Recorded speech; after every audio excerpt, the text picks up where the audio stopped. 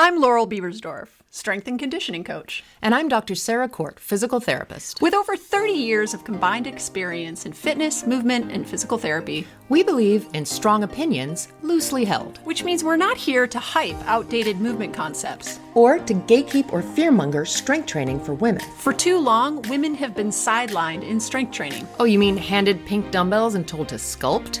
Whatever that means, we're here to change that with tools, evidence, and ideas that center women's needs and voices. Let's dive in.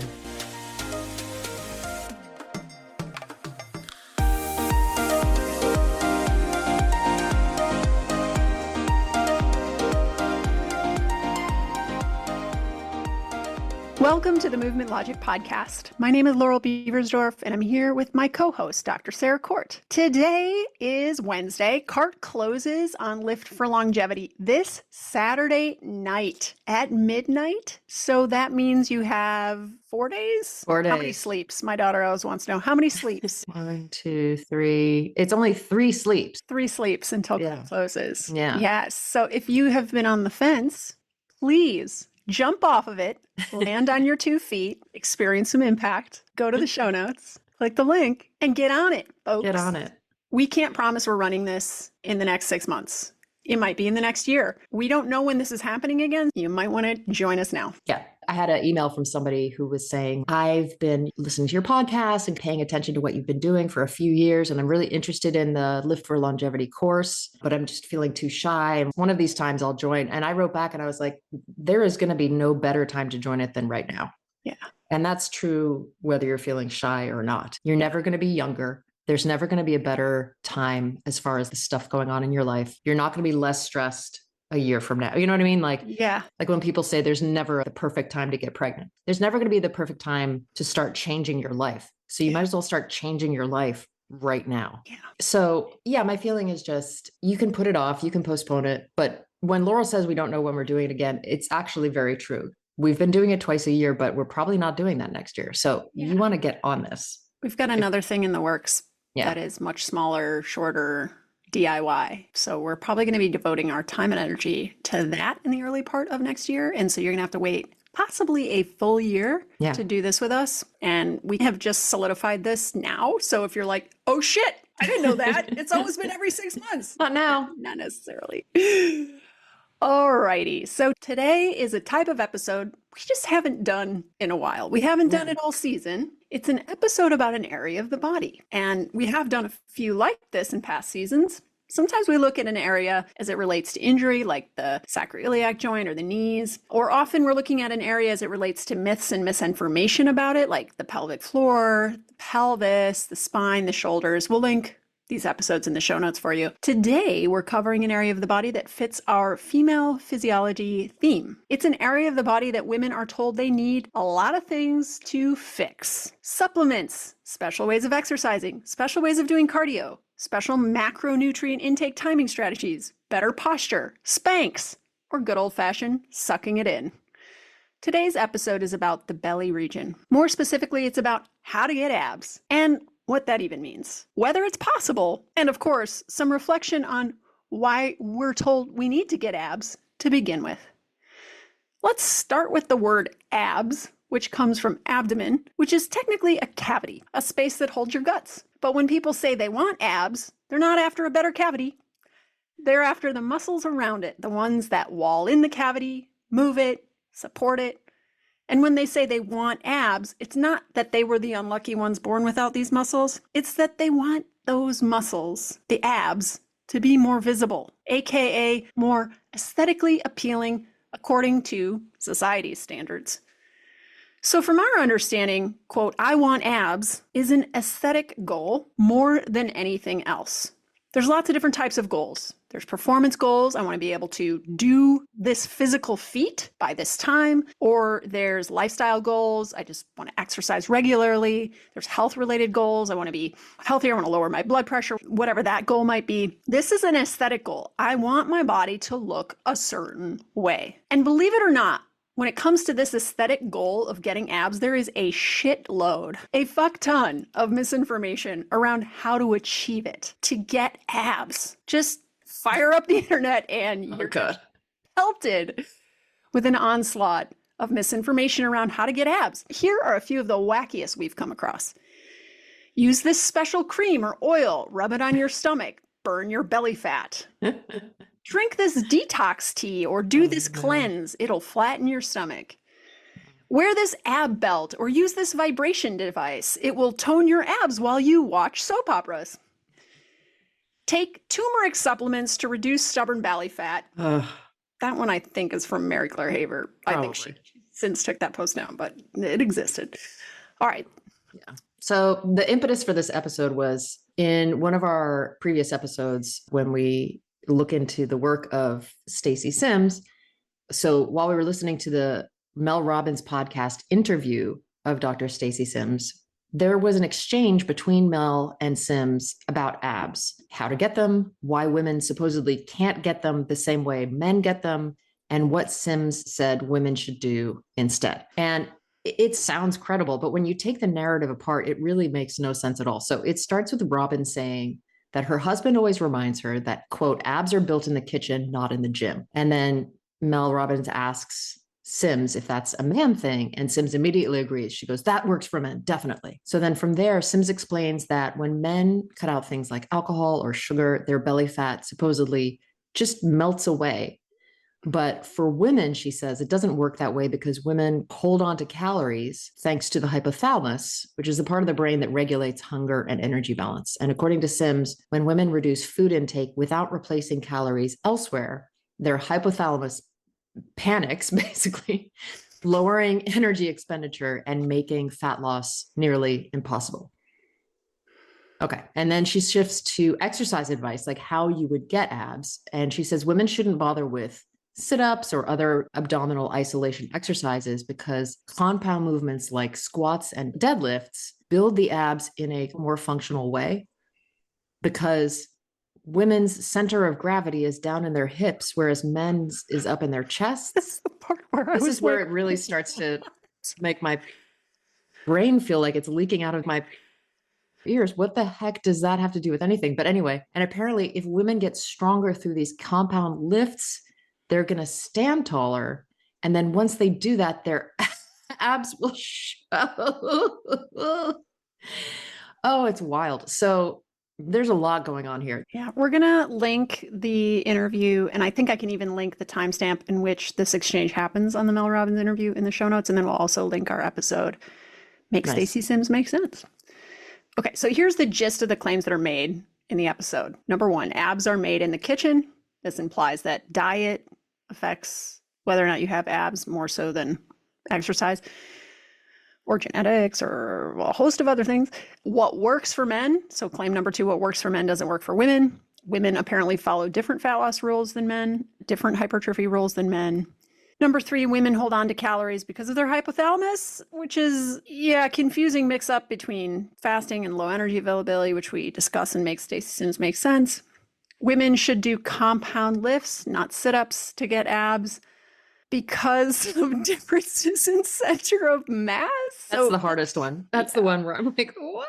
So a compound lift, listeners, is when two or more major joints and large masses of muscles that surround those joints are involved in a movement. So yeah, squats and deadlifts. And then claim number five, standing taller makes your abs show, suggesting that posture is what we need to fix it to That's right. change body composition. That's right. That's right. So Sarah and I are going to rapid fire respond to these claims, and then we're going to talk about what the research for a long time has actually shown about how to get abs, if that's your goal, right? So Sarah, are abs made in the kitchen? In other words, is diet and not training what determines visible abs? What we do know, and this is a lot with the work of Herman Pontzer and his lab, is that your body composition overall, the amount of fat mass versus lean mass on your body is generally determined by your diet, right? If you're eating more calories than you need, your body will turn that into fat storage on your body. If you're eating fewer calories than you need for your like basic daily metabolic output, you will lose weight. And that's basically just true across the board for everybody, men and women, whether you're pre or postmenopausal, it's consistently true. Now, your body composition can change. And especially during the menopause transition, a lot of women find, I have found that I have slightly more mass around the middle of my body now, not because anything necessarily changed, but this is just related to the hormonal changes that you go through during menopause and how your body kind of shifts where it holds weight. Fine. As far as like having visible abs, they may or may not show up as much as you quote unquote think or want them to. And it doesn't mean that you are exercising wrong or your diet determines what your body looks like for a large part, but so do genetics. And some of it's going to be like just where your body naturally wants to hold weight. And I learned from Ponzer's book, Burn, which we'll link in the show notes, that exercise is a poor tool for fat loss. Yes. And that was very eye-opening to me because this is something that I thought was true. And I think a lot of people still believe is true. And it's really easy to believe this is true because it's very plausible that like this type of exercise will cause you to lose fat, or this type of cardio is great for fat loss, or, you know, Pilates or bar is great for fat loss. Yeah, it makes sense because you're burning calories and therefore that's going to potentially put you in a calorie deficit. But what happens is that we often make up for the energy expenditure by eating more. Yeah. We don't even realize we're doing it. It's very subconscious. Totally. It's hard to track. It's hard to know unless you're measuring everything. And even then, measurements can be off, but it's very sneaky the way your body will recoup the energy. Yeah. Because that's its job, basically, is to prevent you from starving. Yeah. And so your body has this sort of like ability to adjust the amount of calories you're using for your day based on the amount of exercise that you did. So it'll ramp it up and down. Yeah. The bottom line is exercise is good for you and you should do it. And it's going to help maintain the weight that you are currently at, but it's not a great weight loss tool by itself. Like you couldn't just exercise more, not change anything about how you're eating and start losing weight. It's Probably not not because your body would naturally change how you're eating and it would change how much you're eating. Unless you're like really measuring everything and have this calorie target. Stuff I don't really know too much about, but I'm learning more about just from following people online and evidence-based sources. We're going to have an interview with one soon. That's right. Very excited. We're going to be interviewing a dietitian very soon. Yes. Do women need to follow different fat loss rules than men? No, they don't. Again, this is about energy balance. Energy balance works the same way for men and women. There are sex differences. Don't get me wrong. For example, women have a higher percentage of body fat and they have more of what's called essential fat. And then depending on where they carry it, it might be harder for women to lose fat in the abdominal region than men. But the same rules around energy balance apply. In other words, the same rules for getting into a calorie deficit apply to women and men. Sarah mentioned that women start to store fat more so in the abdominal area during the menopause transition. So that also, like I said, it might make it harder for specifically women, but women around that menopause transition to lose fat in the belly area. But this is the takeaway, the way fat loss occurs for both men and women is still via that calorie deficit. Yeah. Sarah, do women hold on to belly fat because of their hypothalamus? I don't think so. This kind of like the whole thing with the hypothalamus and Stacey Sims, and you should definitely go listen to our episode, is she actually does seem to mix up things like intermittent fasting, which is when you just are still getting enough energy. You're still getting enough calories, but you're limiting the hours in which you take them in. P.S. That doesn't do anything for you unless you're also lowering the number of calories that you're taking in. So it doesn't matter when during the day you do it, if it's still the same amount or more. She's confusing this idea with actual low energy availability, which is when you have a chronic condition, like something like an anorexia. And if you're consistently taking in way too few calories. If you underfuel as a runner, that's very common in endurance sports where the smaller your body size, literally the higher your relative VO2 max gets, but then you're obviously not fueling for your sport. You're at risk for lots of different injuries, burnout, stuff like that. Yeah. So Sims conflates those two things. So I think it's hard to say that the hypothalamus is why women hold on to belly fat. I don't think we can draw a straight line between the two, but it's still, the rules still apply. It doesn't change the approach. If you want to lose fat mass, you still have to be in a calorie deficit. It doesn't matter what your hypothalamus is up to. Laurel, are compound lifts like squats better for getting abs for women? No, they're not. It's so random. It's the randomest thing. Like, It's actually kind of a common belief that Oh, if you just do squats, you've got your abs, like the direct ab training is unnecessary because you do heavy squats. Yeah. Okay. Oh, yeah, this is a thing. So compound lifts involve the abs because you're probably bracing, especially if the loads are heavy. You're using your abs to stabilize your spine during a back squat, during a deadlift. There's also going to be better force transfer from the ground to lift the load when you keep a stiffer trunk. But compound lifts are not a direct way or a superior way or even a very good way to train the abs. If your purpose for doing the exercise is to hypertrophy your abs, it's not a good way to do it. They're far inferior to direct ways of training / growing the abs, because again, the goal is aesthetic. It's that I want abs. I want my abs to be visible. One of the ways that we can work toward achieving that is to make our abs actually bigger so they stick through the skin more, like they pop out more. Pull, pull, pull. But, you know, the squat, the deadlift, they don't involve loading the abdominal muscles from a long muscle length. We're going to talk about this. We'll talk about why that's beneficial for hypertrophy. Basically, here's the thing. The abs are not agonists or prime movers of the squat. Your quads, your glutes, those are your adductors, even those are, but the abdominal muscles are involved as stabilizers. So that makes it so that those exercises aren't great for ab training if your goal is hypertrophy. So a good question to ask is when it comes to which exercise is best to hypertrophy a particular muscle group, ask yourself, does the exercise directly train that muscle group? Is your ability to do the exercise limited by your strength in that muscle group? When I can't stand up from a squat, it's not because my abs are tired. So what is the first limiter to your ability to do the exercise? With the deadlift, sometimes it's my grip strength, sometimes it's my hamstrings, sometimes it's my glutes, sometimes it's even my back muscles. We'll talk about it, but back muscles are not abs. They're not the abdominal muscles technically, and it's not typically what people are looking to change aesthetically when they talk about getting abs either. So ask yourself, is a muscle group the prime mover of that exercise? Another way to think about that is when I can't do another rep of this exercise, which muscle group is the reason why,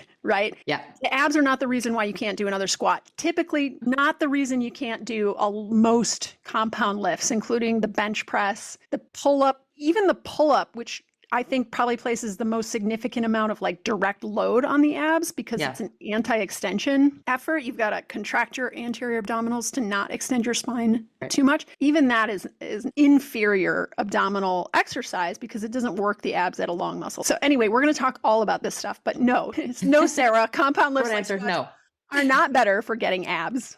Okay. Sarah, will standing taller help our abs show better, thus giving us abs? This is also the part where I was like, what? Because the standing taller is supposedly a direct result of the compound lifts, right? And then as a result from that, my abs that I've built during those compound lifts are suddenly on display. The short answer is no. You can stand up as tall as you want. You can like lengthen and try to get as tall as possible. Like when my nephews are trying to convince me that they are as tall as I am, which they almost are, age 14, crazy. Oh. And they'll like go taller, taller, taller, taller. It doesn't make their abs pop out. Yeah. Like if there's no visible muscle there, there's no visible muscle there. It doesn't matter what position you stand in. Yeah. And also like good posture and ripped abs are not the same thing in people's heads. They're not the same thing in my head, at least. Yeah. So yeah.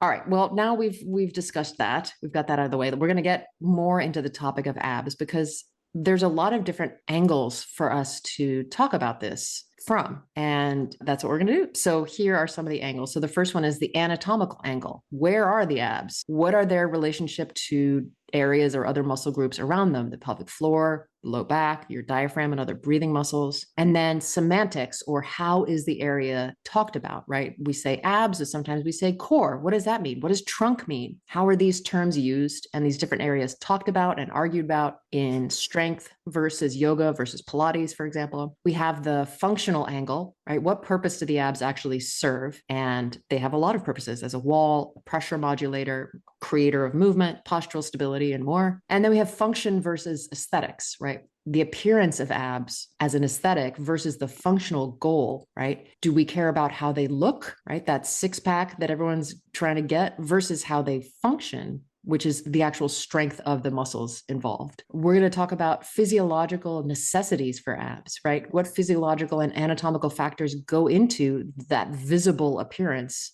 of abs. I just want to say, sometimes when I work with clients and we're doing some core work or whatever, if they have some abdominal fat or whatever, a lot of time they'll touch it and they'll be like, I don't have abs. Yeah. And I'm like, no, you do. You're keeping them warm with a nice, they're under there. They're under there.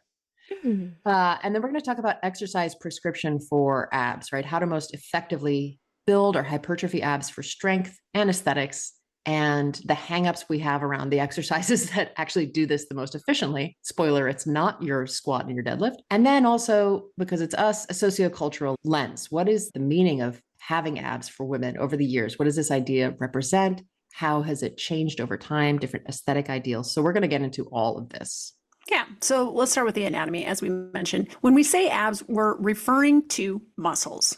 Okay, so that's first and foremost. These muscles are named after the cavity that they form walls around. So in anatomy, a cavity is a hollow space within the body that houses organs and is enclosed by soft tissue, muscles, bone. The trunk contains two major cavities. It has the thoracic cavity. This one houses the heart and lungs, which is the vitalist of vitals. So the ribs are a really big deal and play an important role to protect those organs. Then beneath that, we have the abdominal pelvic cavity, which contains most of the digestive organs, stomach, liver, intestines, parts of the urinary and reproductive systems, the kidneys, the bladder, uterus, and ovaries. The abdominal cavity lies below the diaphragm, the respiratory diaphragm, which forms its ceiling, and above the pelvic floor, which forms its floor. And so just a note, again, anatomically, the pelvic floor is the floor of the pelvic cavity, but it's continuous, not the same as, but continuous with the abdominal cavity. And together, they're often referred to as the abdominal pelvic cavity because there's no physical separation between them. The walls of the abdominal cavity are made up of muscles, some of which we colloquially call the abs. The abs consist of four principal muscles. So when we say abs, we're talking about rectus abdominis, external abdominal obliques, internal abdominal obliques, and the transversus abdominis. Muscles enclose the abdominal cavity all the way around, but the abs, the four that we named, specifically enclose it anteriorly and laterally. Okay, so from the front and the sides. Posteriorly, from the back, the cavity is enclosed by the lumbodorsal or thoracolumbar fascia. So this is that thick, kind of diamond-shaped, huge white sheet of connective tissue pictured in anatomy books. It spans the entire lower back, anchors the spine, ribs, and pelvis together. This fascia connects major muscles, or major muscles connect into or invest into it on the back and the sides, including the obliques, the internal abdominal obliques, but also the lats, which are a prime mover of shoulder extension. This thoracolumbar fascia acts as an attachment site for deeper muscles that run through or within its layers. The erector spinae, the multifidi, and the quadratus lumborum are a few. So many of these muscles move and support the abdominal region. In other words, they move the lumbar spine, right? They change the position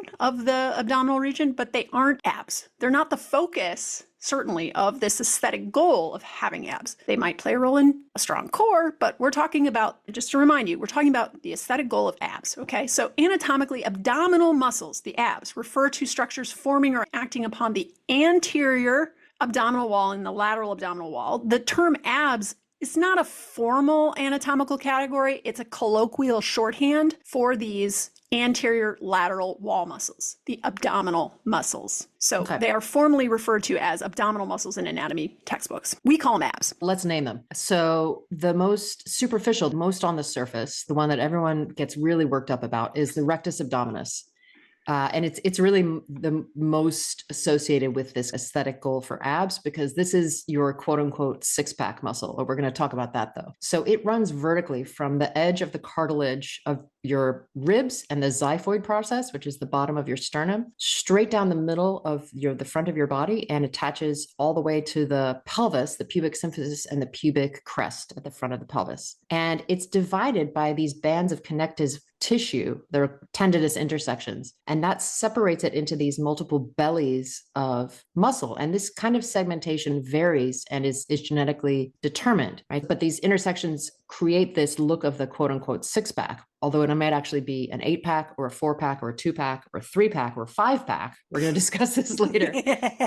This quote unquote six-pack appearance when the muscle is hypertrophied and not covered by subcutaneous fat. It reminds me of living in New York City. You go to the bodega and you don't want 6 beers. You just want 3. 1 beer. So you take some beers out and you put them on the shelf, and then you carry the like little carrier with the 3 beers, and they're like, sure, yeah, I'm just going to charge for 3 beers. And this is also, all of the core muscles contribute, but the rectus abdominis contributes to maintaining what's called intra-abdominal pressure, or IAP, which is the pressure within that abdominal cavity during breathing and bracing. But we're also going to talk about that later on.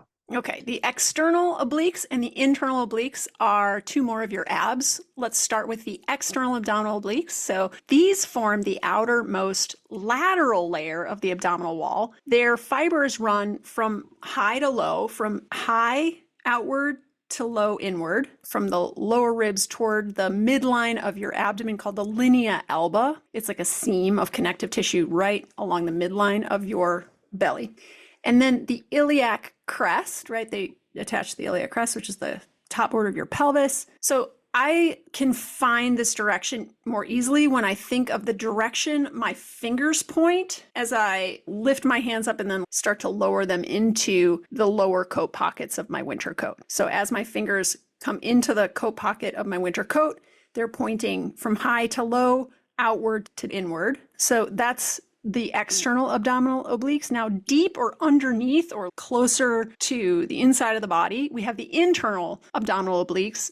They run almost perpendicular with the fibers of the externals. So the externals run in the finger direction of reaching into your lower coat pockets. The internal obliques run in the finger direction of reaching into the inside upper pocket of your coat where you keep your handkerchief or your reading glasses, your cheaters, as my research professor says. So as you slide your fingers into the interior pocket of your coat from high to low, your fingers are going from midline outward, right? So these fibers actually crisscross almost like a basket weave, although the externals are fully superficial and the internal fibers are fully deep. They don't weave in and out of each other, but it creates this multi-directional kind of crosshatch look of muscle fibers. And so the internal and external obliques, they share a broad fascial attachment to the linea alba, which is that midline of the abdomen from the front, and the thoracolumbar fascia, which is that huge diamond-shaped fascia on the back.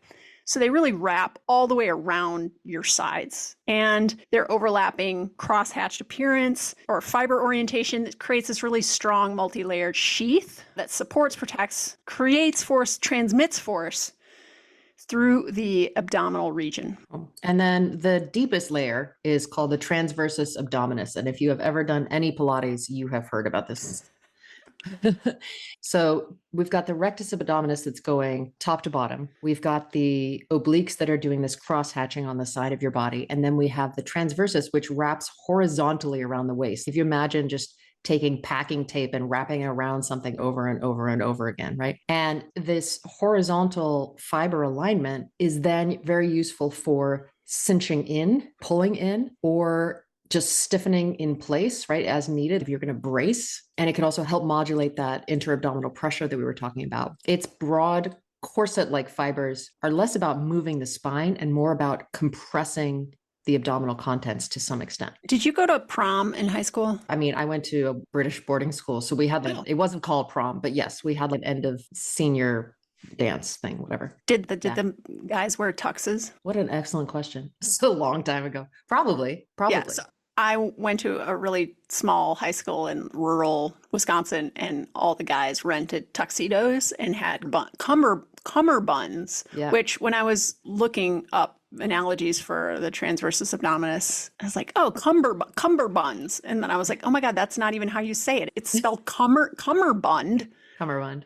And I learned that it originated in 19th century colonial India, where British military officers adopted a wide waist sash worn by Indian men. So they culturally appropriated it. And it was called a cummerbund. That's exactly where your TA is. And it's running in the kind of same exact fiber direction. So whenever I think of the TA, I always think of a cummerbund. A cummerbund? Yeah. The only difference I would say is the fibers of the transversus abdominis are mostly on the sides. They don't as much across the actual middle because they invest into the abdominal fascia and the thoracolumbar fascia. But yes, that's exactly where it is. It's at your waist. But the force is circumferential. Yes, exactly. And runs in the direction of the cummerbund. Exactly. Or a corset. A lot of people use corset as a language. So yeah, the transversus abdominis, it doesn't actually create spinal movement because it doesn't attach to any of the bony landmarks that would provide leverage for spinal movement. Instead, it's this compression of the cavity. So creating that stiffness, that trunk stiffness or stability, sometimes for your lifts. But we're going to talk about that more later. All right. So let's get into the semantics of this. What are we really talking about when we're talking about abs? When people talk about abs, they usually mean these muscles that we just described, right? The four primary muscles that make up the front and the sides of the waist. And then there's the term core, which complicates things because it depends on who you're talking to. There's a lot of individuality in how people use these words.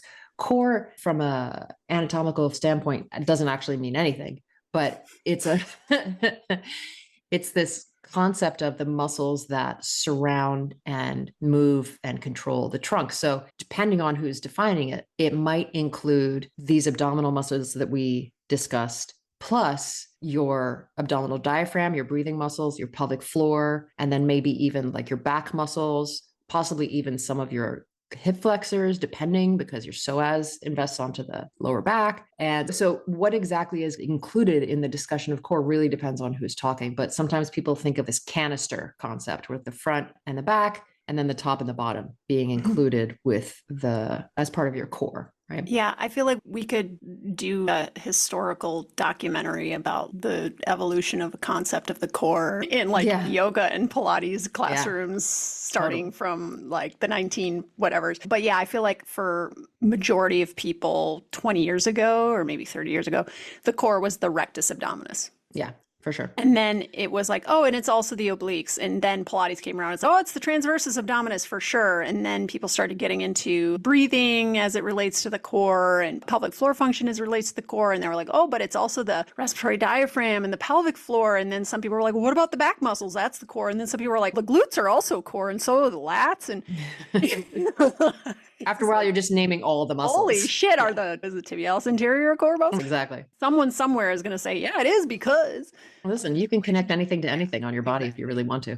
I think it's important what you said, which is core doesn't really have an established like meaning. So it kind of means whatever this group of people says it means. Yeah, exactly. And then finally, we have the term trunk, which sometimes people use. And trunk is an anatomical term just talking about the part of your body that is not your arms and your legs, essentially, or your head. Or your pelvis. The pelvis is considered a distinct body part from the trunk. Yes, I usually talk about it in class. I'll be like, it's you as a fish. So you don't have legs, you don't have a pelvis, you don't have arms. All right. So it's this idea of like trunk control or trunk training, trunk strength. Those are really rehab terms that we use a lot of the time. All right. The way these terms are used, as I alluded to, tells a story because our language about this part of the body has evolved alongside our cultural attitudes toward exercise or even our exercise related goals and the aesthetic goals we have for a body as it relates to cultural attitudes about the body. In the early decades of modern fitness, the focus for these muscles was mostly aesthetic. Ab exercises meant rectus abdominis exercises,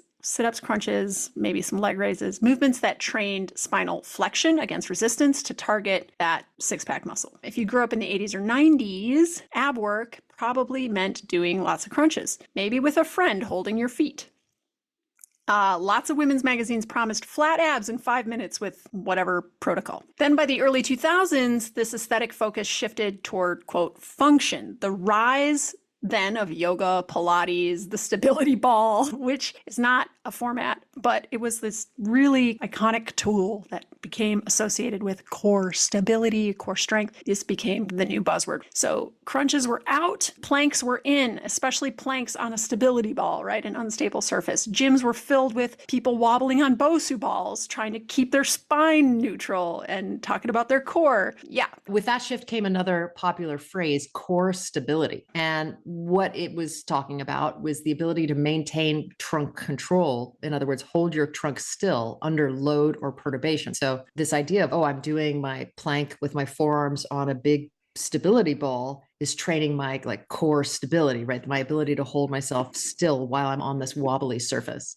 So it became a genre of exercises that suddenly were like planks, bird dogs, dead bugs, all of these trunk stabilizing exercises, right? Versus exercises where you're moving your spine, right? Like crunches and bicycles. And so most of this shift can be traced back to the influence of our friend Stu McGill. His spinal biomechanics research in the 1990s and early 2000s really emphasized minimizing loaded spinal flexion to reduce disc injury risk, like of herniation. And his work was very valuable in understanding how the spine tolerates load, but it was also widely oversimplified. Fitness and rehab communities took his findings to mean that the safest and the strongest spine was one that never moved, right? His big 3 exercises, the curl up, which is barely a curl up, sounds like you're moving, but you're really not. The bird dog and the side plank became very emblematic of this approach. And over time, they helped cement this idea of don't move your spine as the best way to train your core for a long time. Yeah, this don't move era, again, birthed even more planks,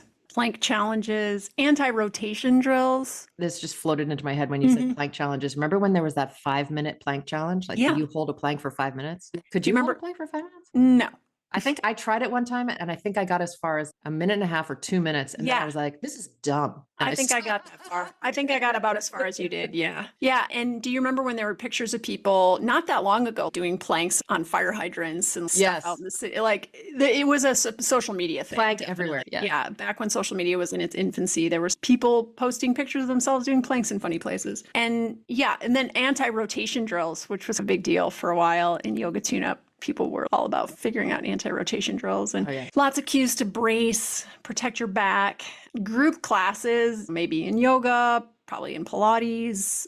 They'd treat spinal motion like a very dangerous thing, like your spine should never flex, rotate. And if it rotated, you should maintain neutral in the sagittal plane, no flexing and rotating, no extending and rotating. So yeah, the problem with this idea of stability as it's applied in exercise classes is it's not used very precisely. In biomechanics, stability refers to a system's ability to resist displacement after a perturbation. And it's something that's observable. Did you resist displacement or did you not? If you did not, you've lost balance, right? And then it's context dependent. It completely depends on what the perturbation is, what your body position is while experiencing the perturbation, how strong the perturbation is, right? So if stability means the ability to resist or recover from perturbation or displacement, then training stability actually means challenging the system with perturbation or controlled instability. Yeah. It doesn't mean avoiding movement outside of neutral, but it's come to mean avoiding movement outside of neutral, regardless of perturbation doesn't even come into the picture. It's just like stability is neutral spine. And that's a completely inaccurate interpretation of stability if we're using the biomechanics meaning of it.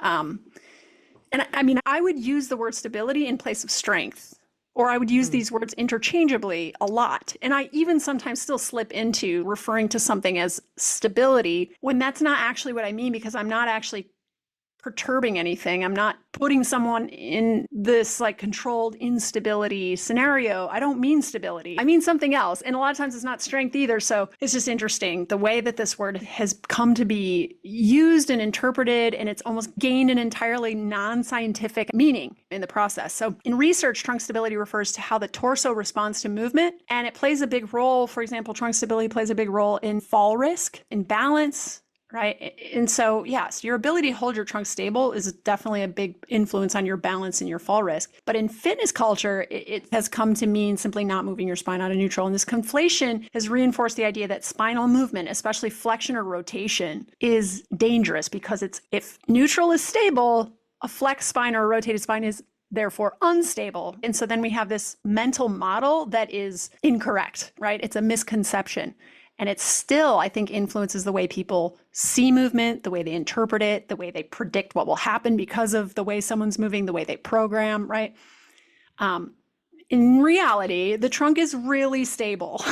Like, it's very stable thanks to its architecture, the vertebrae, thanks to the really strong ligaments that connect all those vertebrae, thanks to the many muscles that produce force, thanks to the pressure regulating system. It doesn't need to be frozen in amber neutral to be safe. Yeah. And in fact, it really shouldn't be. And No. There's been so many people who've either coming back from a surgery or an injury where they've been told, like, don't lift anything too heavy or don't move your spine too much, where they have this idea suddenly that, oh my God, any movement for the rest of my life is dangerous. And it's really not. Yeah. Pilates definitely deserves a special mention here because I think it's like one of the biggest perpetrators of this word core. So when Joseph Pilates, and I will never not hear the people from maintenance phase calling him Pontius Pilate, But when Joseph Pilates developed his method in the early 20th century, it was called contrology. It wasn't called Pilates originally. His focus was on coordinating movement, breath, and postural control. It wasn't about getting a six pack. He emphasized what he called the powerhouse, which was his term for the muscles of the abdomen, the lower back, the hips, and the glutes, the center from which all movement should originate. When Pilates had sort of a resurgence in the 1990s, the early 2000s, powerhouse suddenly got translated into core. And certainly anytime I've heard anyone talk about powerhouse in a Pilates class, they're not talking about your glutes or your hips or your back. They're talking about your abs. They're like pointing at their stomach and being like, this is your powerhouse. And the focus became on, can you hold this still while you're doing a bunch of other things? Sometimes you're moving the spine in Pilates, but there's a lot of work where you're bracing the spine against movements of your arms and your legs. And as Pilates became more mainstream, the method did, like I said, get distilled down to a lot of neutral spine work. This terrible exercise called the 100 that I hate so much. You've heard me talk about how much I hate it, but basically you're slightly curled up. You're curled up into a mini crunch, and then you just stay there and you waggle your arms 100 times. That's why it's called 100. You're supposed to do perturbation. That's the perturbation. Yes, exactly. That's the perturbation. Yeah. It's a fate worse than death. But anyway, so weirdly, this system, and to be fair, there's lots of movements that get into like spinal rotate. Like I love mermaids. There's lots of stretching movements that get into like a lot of side bend and rotation. There's even some trunk rotation movements, but the majority of the work is really about creating this like stable trunk, quote unquote, and then moving your limbs around, which is ironic considering how much he emphasized spinal mobility originally. Yeah, I feel like the Pilates at Yoga Works when I was teaching there was more about mobility, actually, because the Yoga Works style of teaching yoga was very much neutral spine focused. And there were like only a very few number of poses where it was okay to exit neutral. And even when you were exiting neutral, you were supposed to be like still working in that direction. Right. Oh my God. Yeah. I would go to Pilates classes and there's some really good teachers at Yoga Works teaching Pilates. And I was like suddenly allowed to flex my spine like deeply and do multiplanar movements that I wasn't doing. You know, I remember just feeling really good after those classes. It's like, wow, I haven't done this in a while with my spine in this way, and it feels good to do it, right? Yeah. So as we see over time, the terms ab strengthening and core strengthening, they began to diverge. Ab strengthening originally meant training the muscles that move the spine, especially flexion, sit-ups and crunches, and rotation like bicycles. And then core strengthening shifted to mean training the muscles that resist or control movement around the spine. Many more muscles than just the 4 abdominal muscles. So we'll see how this distinction becomes, I think, important, specifically when our goal is abdominal hypertrophy later in the episode. Sarah, what's the purpose of the abs? Oh, I'm so glad you asked. So your abdominal muscles do a bunch of different things. It's not just about moving your spine around. When we talk about it as like an abdominal wall, we can think of it like it's this kind of flexible load-bearing structure that when you eat a lot of food, you don't suddenly explode out the front of your stomach, right? So it keeps everything in. It's protective of those internal organs that are not covered by your ribs, right? So heart and lungs covered by your ribs, and then the rest of your guts, your reproductive system, your digestive system is just out there, right? So it protects the internal organs and it connects your rib cage to your pelvis, right? It's the in-between. The fiber directions are mechanically oriented to manage both tension and load transfer across the trunk. So in other words, it's designed to share load from front to back, side to side, top to bottom. Why does that matter? Because life is full of load transfer, essentially, right? Every time you take a step when you're walking or you run, you bend over to pick something up, you take a really deep breath, you're moving forces between your upper and lower body through your trunk. When it's efficient, when those loads are transferred efficiently, the movement feels really good and it feels powerful and connected. Think of a pitcher doing that huge wind up and then throwing the ball, right? He's got all the power from his lower body, then he's then transferring through the trunk to the upper body for the pitch, right? When it's not an efficient transfer, so you waste force, right? You put extra load or strain through certain body parts and you lose that kind of middle stability, even though it's through movement. You need it to be stabilizing that relationship between the top and the bottom. Yeah. So if you picture walking your dog who squirrel suddenly lunges, your arms and shoulders get yanked, but your abs, your obliques are what stop you from rotating into next week, right? Yeah. Or when you carry a heavy grocery bag on one side, your obliques Transversus abdominis stabilize your trunk to keep you upright instead of collapsing sideways. So that's load transfer. And the good news is that most of this happens automatically, right? Your nervous system anticipates, coordinates abdominal activation like milliseconds before the movement actually begins in a phenomenon called feed-forward activation. One of the most common things we hear from women is, I know I need to strength train, but I don't know where to start. At the same time, many worry about balance, falling, losing strength, or an osteoporosis diagnosis. If that sounds familiar, our 6-month live online, fully guided weight and impact program, Bone Density Course Lift for Longevity, is for you. In this course, you'll become proficient with barbells and the kind of whole body strength training that supports bone density. You'll get personalized feedback to make sure your technique is solid and your weights are appropriately challenging. You'll also learn how to safely implement impact training, scaled to your ability, for even more bone building benefits. And you can do it all from the comfort of your home. Ask your questions, get clear answers, and connect with a community of women determined to get strong AF. Click the link in our show notes to sign up. We start November 6th. Right, your nervous system anticipates, coordinates abdominal activation like milliseconds before the movement actually begins in a phenomenon called feed-forward activation. So that's great because you don't need to constantly think about your core, right? You don't need to think about turning on your core muscles. Your brain already has a program running in the background to stabilize you before you move or are moved. Right. But this can become inefficient. It can lose efficiency when it's compromised. So that might be due to an injury, that might be pregnancy, surgery, being very deconditioned. So we've got this idea of this wall of muscles that's helping to transfer load from bottom to top or top to bottom. The other thing that this wall of muscles is doing is regulating the pressure inside your trunk. So if we go back to that image of the core as the diaphragm on the top, the pelvic floor on the bottom, and then the abdominal muscles and the back muscles creating the sides of this cylinder, this canister. When everything's coordinated, you create something called intra-abdominal pressure. And that pressure acts like, it's like an internal version of the weight belt that you see people put on when they're doing like really heavy lifts. And it really is that TA, the transverse abdominis, that is the starring player here.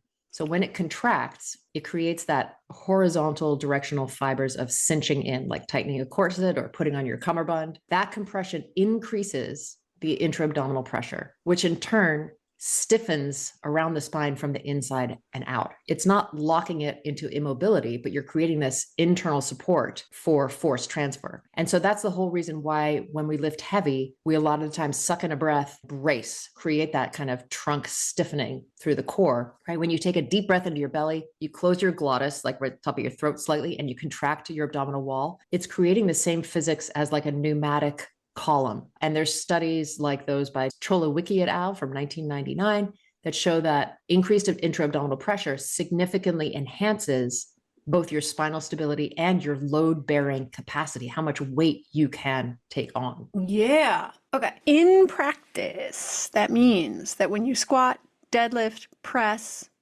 bracing keeps your vertebra. Okay, bruh. Keeps your vertebra aligned. Aligned in that you're not just flying out of the position you started in. Basically, you're staying roughly intact from the beginning to the end of the movement. And it helps to distribute compressive forces more evenly. It reduces stress on the lumbar spine in various ways. Without that pressure system, the passive tissues, so your discs, your ligaments, they'd have to do all the stabilizing, which is not their job. And it's not great to subject them to that amount of load. So you use your muscles and your pressure system to help with that. In 2024, a paper by Good luck. Sorry. Skvortsov. There's a K in there.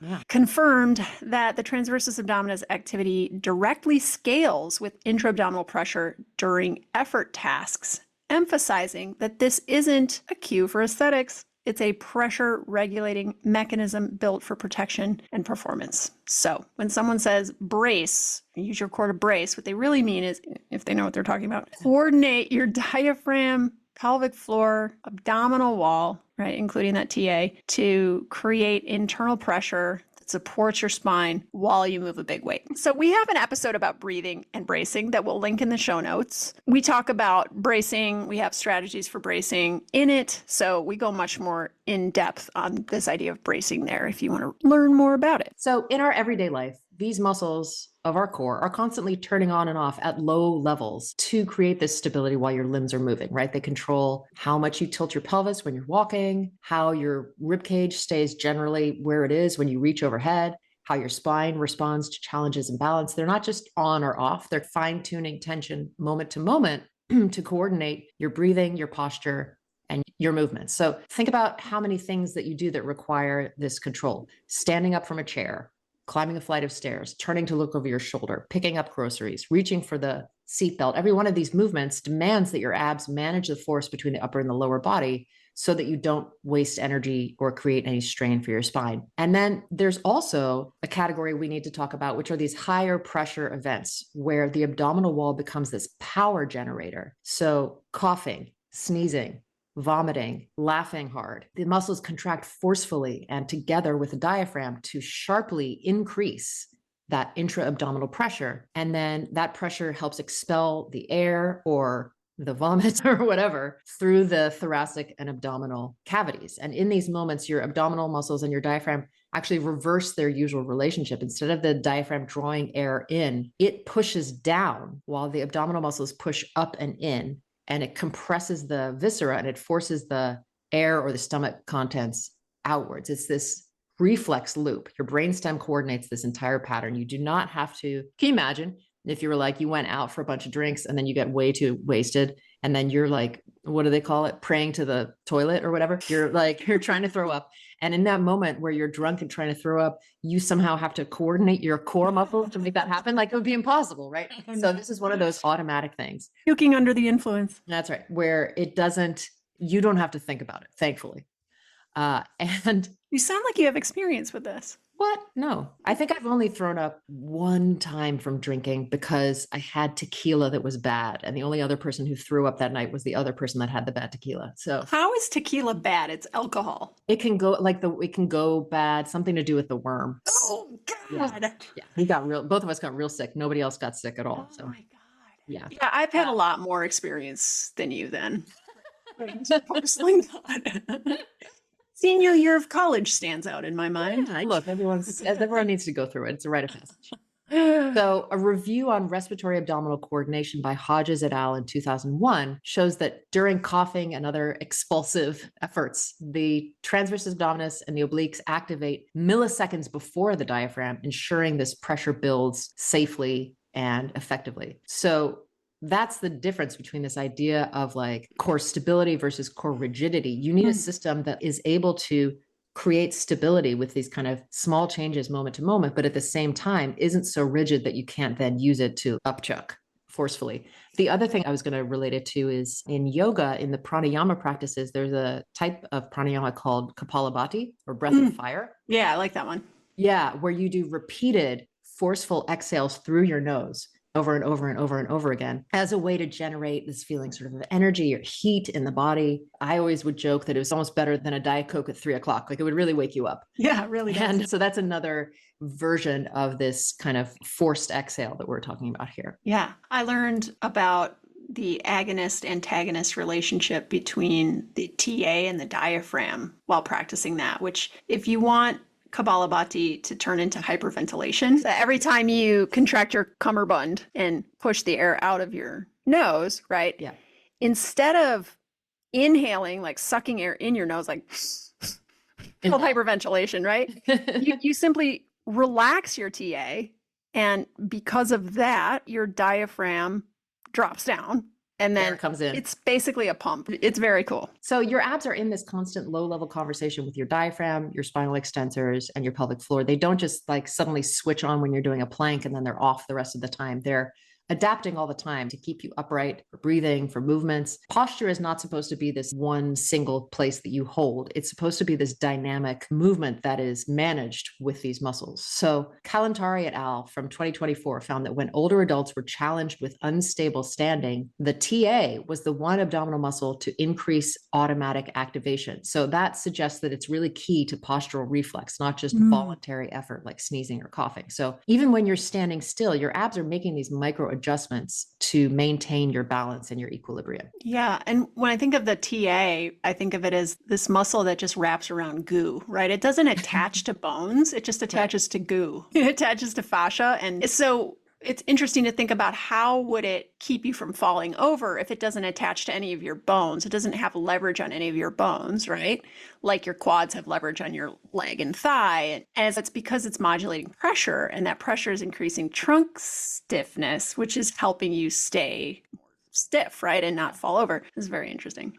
Okay, so this idea that good posture equals sucking in your stomach. Let's talk about this. It equals sucking in your stomach, pulling your shoulders back, locking yourself upright. This has a long and frankly very weird history. So check out Beth Linker, her book, Slouch, Posture Panic in Modern America. And then also check out our interview with Beth Linker in the show notes. That was a great interview. She was a smarty pants, had a lot of really good things to say. Yeah. She's, I think the word is historian. Yes. She's a historian. She traces how posture obsession took hold in the early 20th century and actually started as a public health effort to monitor spinal deformities in school children. And then it morphed into this moral and aesthetic crusade. It became shorthand, posture became shorthand for self-control, for discipline, patriotism. By the mid-century, stand up straight was no longer just a cue, it was a character judgment. Quote unquote perfect posture was this ideal, particularly aimed at women, of course, warning that slouching was unladylike, lazy, sexually suspect. The message was that your spine is a reflection of your virtue. And that narrative stuck around is why today's wellness advice still tells women to engage their core, stand tall, as if constant tension is a sign of health. But physiologically, the opposite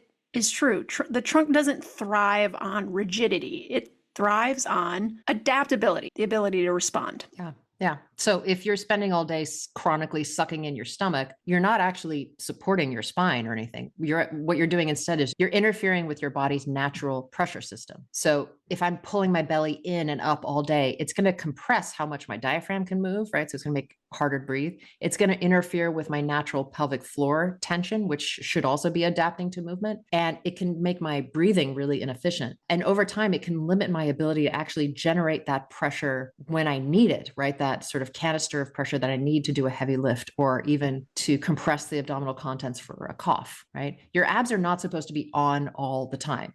They're supposed to be responding to the context, right? They scale up for heavy things when needed. They scale down for simpler things like breathing and walking. They coordinate with the diaphragm to maintain this equilibrium of pressure. Posture is not this single place that you're supposed to return to every time and hold and never leave from. It changes with load, with breathing, with fatigue, with your mood. Posture is really about moving in and out of different positions, allowing your body to shift, hold different places, letting your trunk stabilize you wherever it is, however it is, let the movements happen. Your nervous system, in other words, already knows what to do. You don't have to jump in and try to make it do something that is not useful to its function. So let's talk about aesthetics. I want abs versus function. I want strong abs, for example, or I want a stronger core. And let's pull these two very different goals apart because they're goals that people toss around as having, right? People who work out, who strength train. So goal A, I want abs, is an aesthetic goal. You want a visible rectus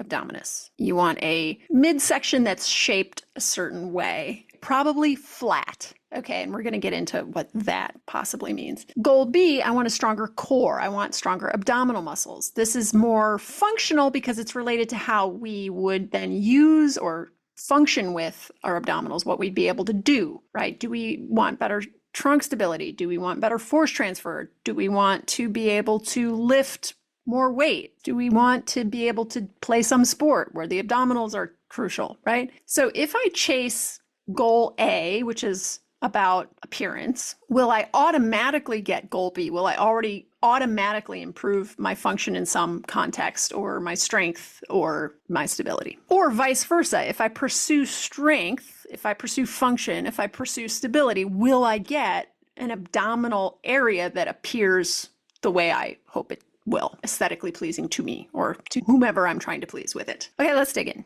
So what does the evidence say about hypertrophy of abdominal muscles? So we know hypertrophy, which is increasing the cross-sectional area of a muscle size, is possible in abdominal musculature. But now, does bigger abs, right, this hypertrophy, lead to better functional outcomes? And here's where the nuance kicks in a little bit. In this instance, bigger does not always equal stronger in the exact functional sense that we care about for things like stability under load, force transfer, trunk control. So, for example, the 2023 study that Laurel mentioned above about thickness and strength endurance in the muscles found differences in muscle thickness and strength or endurance among subjects, but the relationship wasn't perfectly linear or causal. In other words, thicker muscles often had better strength and endurance, but it didn't guarantee superior functional ability. Yeah, it just makes me remember one of the defining principles of strength, which is that strength is specific, right? So depending on the task you're hoping to achieve, improve the performance of, right? Your muscle hypertrophy isn't necessarily going to make it so that you can do that. You would have to do that task. So these broader meta-analyses for hypertrophy and strength, they show that these two things align in many muscle groups, but context matters. Training specificity, neural adaptations, movement skills, right? So general muscle size doesn't always translate into a proportionally better 1 rep max kind of improvement if the movement pattern itself or the neural adaptation is weak. So if your goal is goal A, abs for show, you'll get some functional benefit because increased muscle size often correlates with increased strength, but you're not going to have this perfect carryover into complex tasks like heavy lifting or perturbation, posture under fatigue, right? If I sit down and I do a bunch of crunches, it's not going to suddenly make it easier for me to find really good trunk bracing for my deadlift, for example. And then if your goal is function, core function, right? Goal B, the like things like stability, bracing, movement transfer, load management, hypertrophy alone is going to be insufficient, right? You have to train the function, right? I have to train bracing under load. I have to train resisting rotation or dynamic stabilization, right? If your goal is core function, you're not necessarily going to get the aesthetic of abs that you would get if you were just doing abs for show, right? Yeah. And we're going to talk about why that is. But basically, if you're trying to grow a muscle, you want to expose it to as much mechanical tension as possible. And when you're trying to perform a movement, which is probably complex, involving the whole body in some respect, right? That might mean that you don't need to expose that particular muscle group to the most amount of mechanical tension. It means that you're working to coordinate movement across the entire body in a specific way, right? Okay. All right. So chasing the six-pack or the rectus abdominis hypertrophy as an aesthetic goal for sure can help you build capacity. But if you don't train the task side of what you're trying to be able to do, like brace during a squat, right? Squat is the task, right? Now I need to be able to brace during the squat, or stabilize my trunk so that it doesn't throw my balance off in some type of single leg exercise or within a sport. You are probably going to get your nice abs, but you're not going to necessarily be able to perform these tasks as well as you would if you trained all the muscles involved in that task and maybe even the task itself. Conversely, if you're training for improved function, so you're training to be able to do something, whether it's a sport-specific movement, a yoga pose perhaps, maybe it's some kind of strength exercise, right? You can work various different ways using strength training to improve your function in those tasks, but you might not get the hypertrophy outcomes that you're looking for that give you the appearance of that six-pack or whatever. Okay, so let's now talk about some physiological factors involved in whether or not we have this appearance of quote unquote having abs. All right, so what shapes the appearance of our abdomen, or what shapes the shape of our abdomen? When people talk about getting abs, what they're talking about is making, again, that rectus abdominis visible through the skin. But I think in addition to that, they also mean having a midsection, a lot of times called the stomach, right? Which is technically the organ that we send our food to. But they talk about having a flat stomach or a flat abdominal region. Let's talk about the rectus abdominis being visible first. So the degree to which the rectus abdominis muscle is visible through the skin, and then also the degree to which we can change the shape of our midsection and make it, quote unquote, somehow flat versus distended from the front. It depends on, I think, 4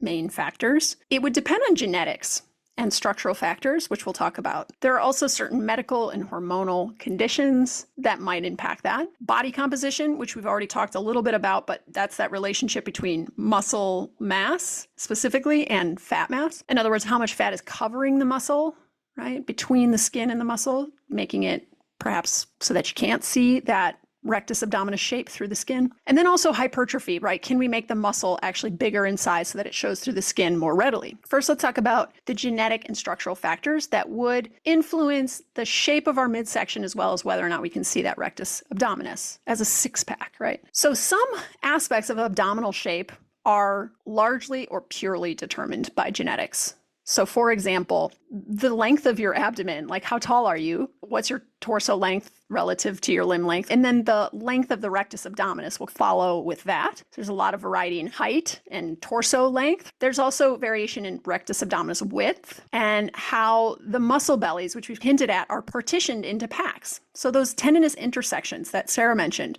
those fibrous bands of connective tissue that run horizontally across the rectus abdominis, dividing that muscle into these smaller contractile segments, the so-called packs. The number of those and the spacing of those intersections are genetically determined as well. So some people have 3 horizontal spans, which creates an 8-pack, maybe even a 10-pack. I don't know. My brother has an 8-pack, I think. And That's it was impressive. like a source of bragging rights. And then if there's 2 horizontal spans, 6-pack. If there's 1, you've got a 4-pack. If it's uneven, you might have. I met someone who had a 5-pack. They had 3 they don't on always one line next to each other. Sometimes they're Exactly. offset. Yeah. Yeah, and a 2-pack on the other side. There's probably a 3-pack. No amount, this is important, no amount of nutrition or training can create more or fewer intersections or change their alignments. This would be something that's purely genetically determined. Yeah. In addition to the length and width of your rectus abdominis, there's also genetic determinants for the shape of your abdominal cavity and your skeletal structure. So the abdominal cavity itself, like everything, varies person to person. Variation is the norm.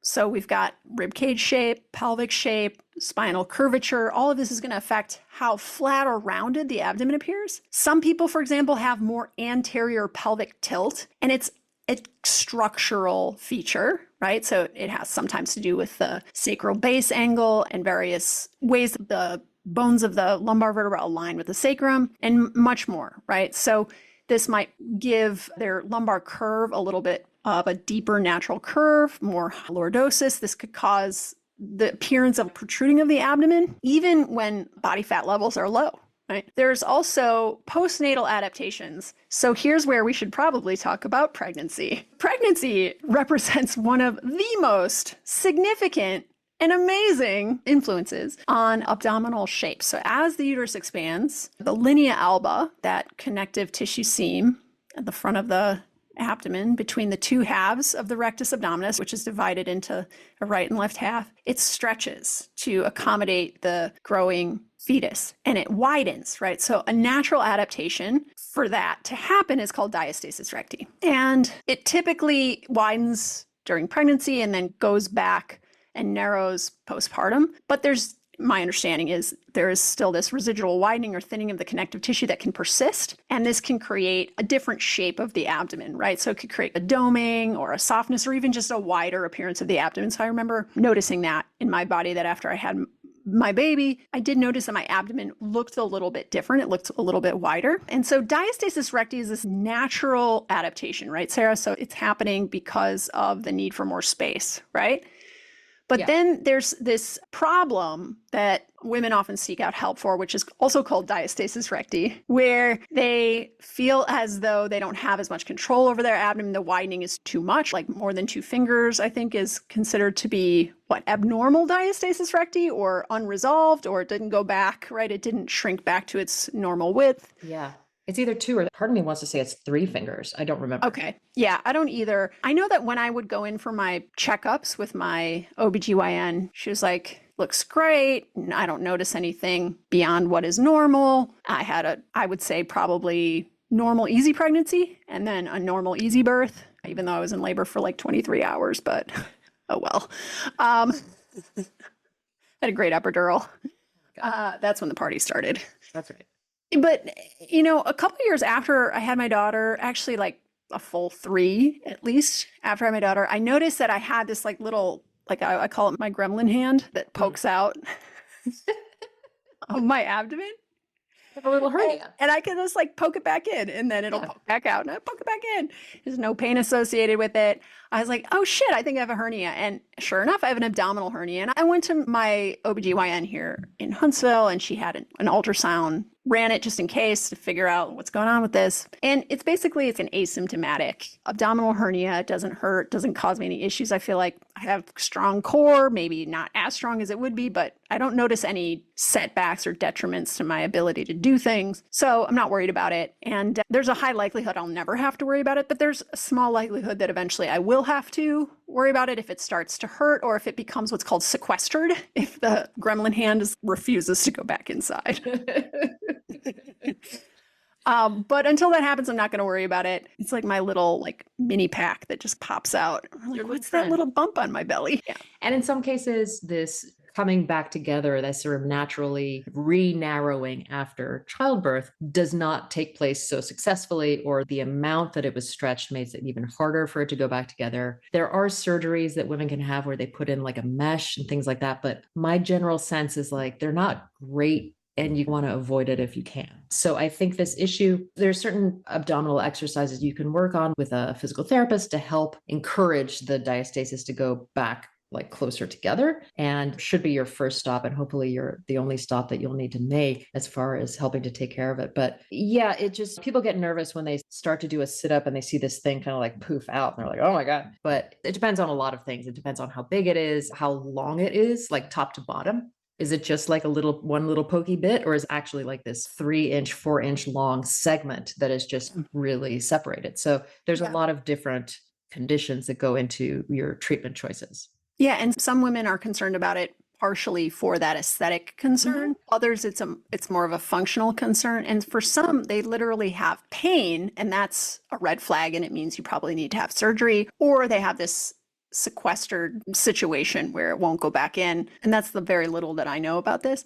I'd be really curious to look into the research on diastasis recti exercises and their efficacy for like putting it back together, because my perception of these exercises is that they're really low load. Yes. And I'm like, then if low load exercises don't really change any capacity in the body, why would they have this? Well, that's not true. Effect? Low load in terms of like exercise. If the exercise load is too low, it literally will not elevate your capacity.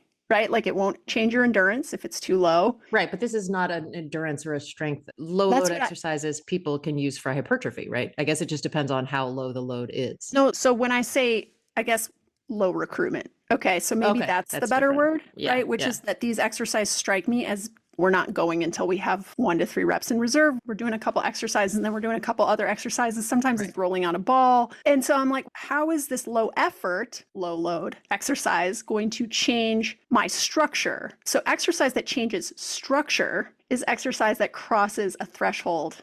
Right. And I see these exercises, I'm like, what threshold is being crossed? And I wonder sometimes if just like good old fashioned strength training. All of the exercises really are a variation on good old fashioned strength training. They're just usually like rehab level, which means they're low effort. So my question is, if rehab, right, the purpose of low load, low effort exercises in rehab is typically used to keep someone moving while they're in pain, make it so that movement is tolerable. And they're used to get you to those higher level exercises, right? They're used as a ramp up. Because pain is a barrier, right? With diastasis recti, unless there's pain, right?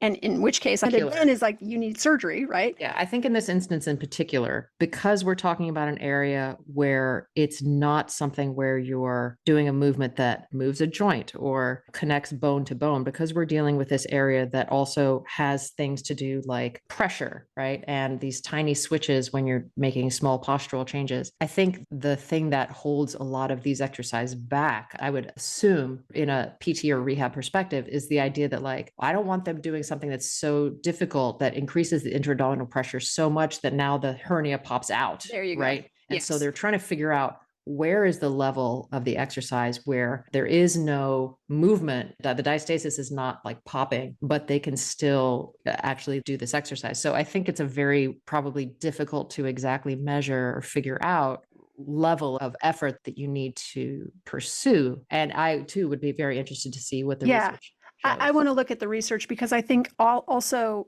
what is often the case is that very active women who are engaging in activities like CrossFit, right, who are also seeking out an aesthetic change to their diastasis recti, for example, or active women who are engaging in traditional strength training at various intensities also want to change the appearance of their diastasis recti, and they end up engaging with these like lower load, lower effort exercises in an effort to do that. My question is, what is that actually going to change, right? Yeah. Anyway, well, I'm going to be skeptical, but I'm not going to completely rule it out because I frankly don't freaking know. Yeah, we need to look at the research. More reading of research is needed. That's right. Okay. So there are also other medical hormonal conditions that will influence the shape of your abdomen. And this is not an area within our scope as movement professionals to influence, right? But there are these physiological medical factors that can either temporarily or chronically change your abdominal shape. For example, gastrointestinal, and hormonal factors, right? We can have temporary bloating or we can have regular bloating if we have food intolerances, irritable bowel syndrome, bacterial overgrowth, right? Things that are altering the gas or fluid retention in the gut. I don't get bloated a lot generally, but I've definitely had times where I've eaten something and then 10 minutes later, my stomach is out to here. And I'm like, oh God, somebody doesn't like something about what I just put in there, right? Somebody, the gremlin. Apparently, my gremlin does not like whatever I just ate.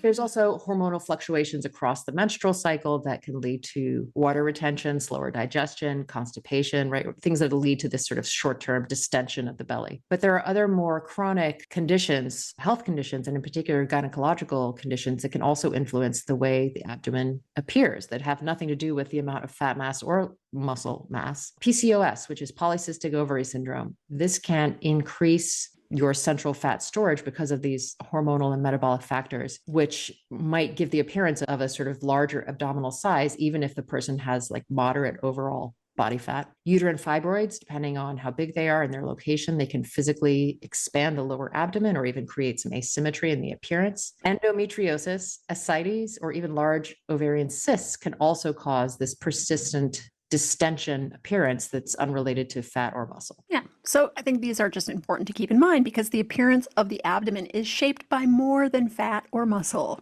right? Structural variation, connective tissue adaptations, hormonal status, medical conditions, these all play a role in how the belly area looks at rest and in motion. And importantly, exercise and nutrition won't meaningfully change abdominal shape when the underlying cause is structural, hormonal, medical. Fat loss and hypertrophy can change the thickness or visibility of the abdominal wall, but not factors like fascial widening, pelvic orientation, fluid retention. All right, let's talk about body composition. The relationship between lean and non-lean or fat mass, specifically the amount of subcutaneous fat, the fat beneath the skin that covers the abdominal wall. This tends to be one of the bigger determinants of whether the rectus abdominis muscle is visible through the skin. So everyone pretty much has the same basic muscular anatomy with some minor variations, but the rectus abdominis will only become visible when subcutaneous fat covering it is sufficiently low. That's a systemic body fat percentage thing for those underlying divisions, the pack to pop out. Now, the exact body fat percentage at which abs appear, this varies widely. It's different for men and women. Women store more essential fat than men. It also depends on fat distribution patterns, right? We know that around the menopause transition, women tend to store fat more so in their midsection. Everyone's super unique. And so where you uniquely store your fat is also unique to you, right? You might have noticed that you lost weight, but you notice that you really look like you've lost weight in certain areas of your body and not others as much, right? Everyone loses weight first in a certain area and then it hangs on a little longer in other areas. And again, this is genetically determined. Yeah. And like we've been saying, for any kind of muscle definition, it's energy balance, right? The relationship between calories consumed and calories expended, sometimes just called calories in, calories out, must tip towards a caloric deficit for long enough to reduce subcutaneous fat in the area where you want to see muscle. Now, my understanding is if this is an area, and this would be a great question for our dietitian. Yeah. If this is in an area where you tend to store more fat and then you're in a calorie deficit, irritatingly, you will see definition or fat loss more first in the areas that you tend to lose fat from first. Yeah. And last in the areas where you tend to store it. So if you tend to store fat around your midsection and you go into a caloric deficit, you might see your arms get thinner before you see your waistline get thinner. And there used to be this idea that you could like quote unquote spot reduce, like you did a bunch of exercises. And it really felt like it was mostly aimed at the core, like here where people wanted to spot reduce. The thighs and the butt. Yeah. Yeah. But people would say, oh, can I just do a bunch of crunches or whatever? And that's going to make my abs show out. And the answer is that's not true. It's not a thing. You can't do exercises just in that area of the body in the hopes that area of the body will then let go of its fat mass sooner. It doesn't work that way. Yeah. It's systemic. And it's like where the fat is lost first is largely genetic, right? So then we get ads for that quote unquote stubborn belly fat. And unfortunately, the core, the belly is the area where it's often last to go.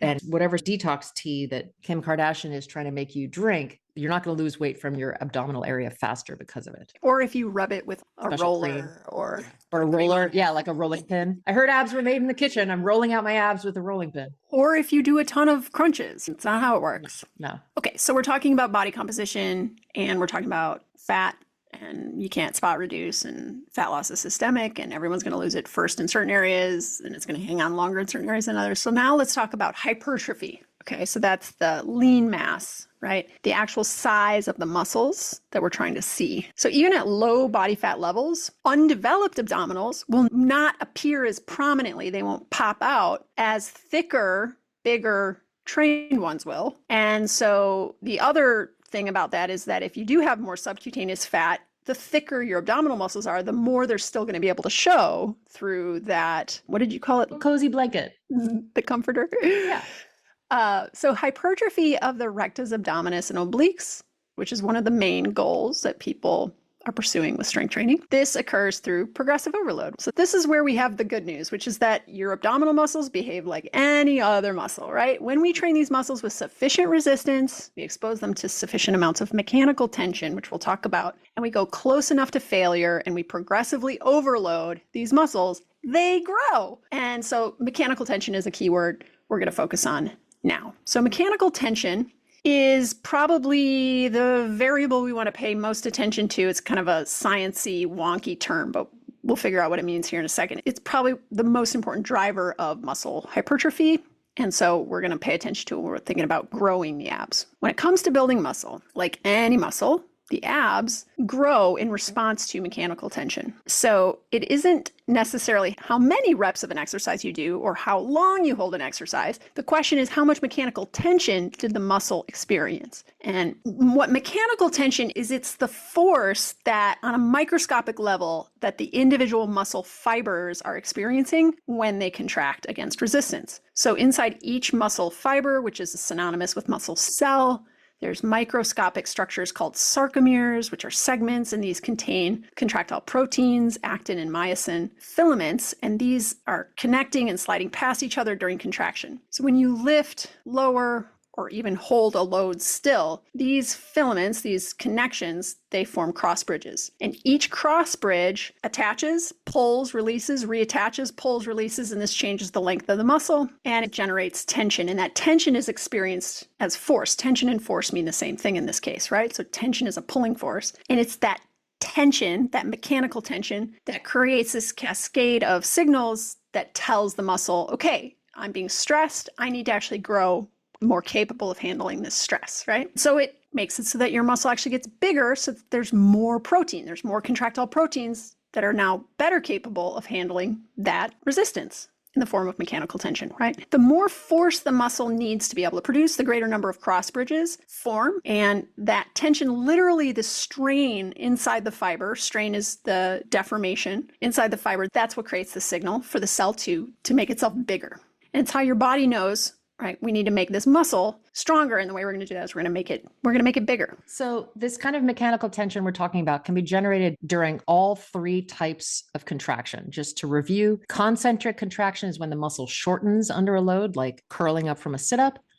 Eccentric is when the muscle lengthens under a load, like slowly lowering back down from your sit-up. For example, the rectus abdominis, right? Yes, but also the obliques. And the obliques. And then an isometric contraction is when the muscle produces force without changing length, like holding a plank. All three of them can build muscle, but the amount of mechanical tension, not the type of contraction, determines how much growth you get. So this is where it gets interesting. Research over the last decade has shown that a muscle's length during loading, meaning how stretched or shortened it is, plays a big role in how much mechanical tension it experiences. So when a muscle contracts at a longer length, its sarcomeres are stretched out, meaning there's less of that overlap between the actin and the myosin fibers. So there's fewer cross bridges that can attach, but the ones that do have to produce force. And that increases something called active tension, the force produced by these cross bridges themselves. But then there's more. As the muscle lengthens, we deal with passive tension coming into play. Passive tension comes from the elastic structures within and around muscles that resist being stretched. And one of the most important of these is called titin. It's this, or titin? I think it's titin. Yeah, because titin just sounds dumb. It's this massive spring-like protein that runs the full length of each sarcomere, and it anchors that myosin filament in place. When you lengthen a muscle under load, the titin stretches like a bungee cord. So it adds this internal resistance and contributes to the total tension, even though it's not part of the muscle contraction. So when a muscle is loaded at a long length, it experiences both active and passive tension, right? Active tension from those few cross bridges that can still hang on, pulling harder, and then passive tension from the titin and the surrounding connective tissue that's resisting the stretch. Together, these forces create this really strong mechanical signal that tells the muscle to adapt and grow, right? This is why training a muscle through its full range of motion, especially into that lengthened state, or holding an isometric contraction while at or close to fully stretched, tends to stimulate more hypertrophy than staying in the mid or shortened range, right? Studies in multiple muscle groups, the quads, the hamstrings, the calves, the biceps, show this consistently.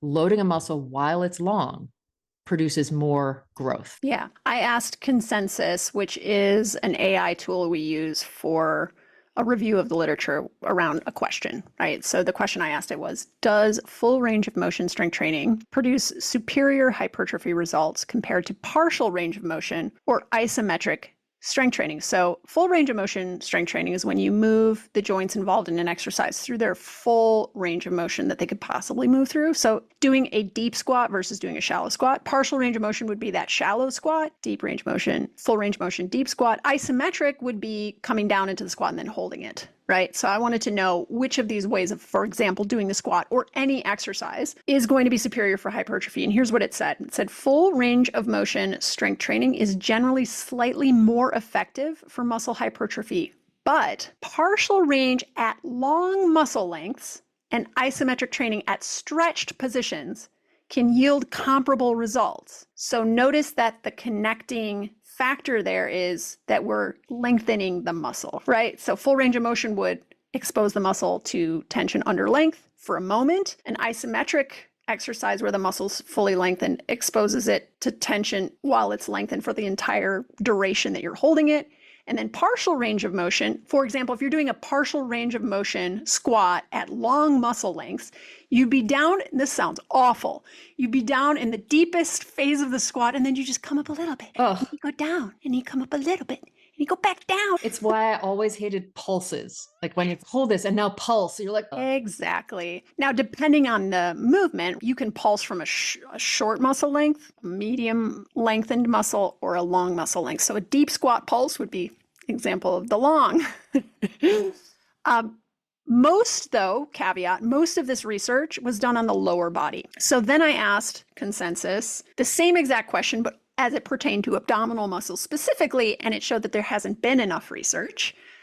Specifically, not enough research that this AI tool has access to. There might be more that it doesn't have access to, but it doesn't have access to the universe of research that's been done. But it said there wasn't enough research to say conclusively, but I think it's plausible to assume that because the abdominal muscles really behave the same way that other muscles do in terms of like strength and growth, that it's very plausible that the same applies to the abdominals. If we want to grow or hypertrophy the abdominals, it's to our advantage to expose those muscles to longer muscle lengths while under load. And that can happen through all three types of contractions, right? But to help you visualize what this means as it relates to what we think of as more traditional ways of training the core, think about crunches and bicycles, for example. So in a crunch or a bicycle, your spine actually never moves into a position where your abdominals are stretched beyond what they would be if you were just standing upright, because you're lying on the floor, right? So for crunches, you start lying down on the ground, right? Presumably your spine is neutral, and then you curl up, you flex your spine, and this shortens your rectus abdominis and your obliques, right? Then you lie back down.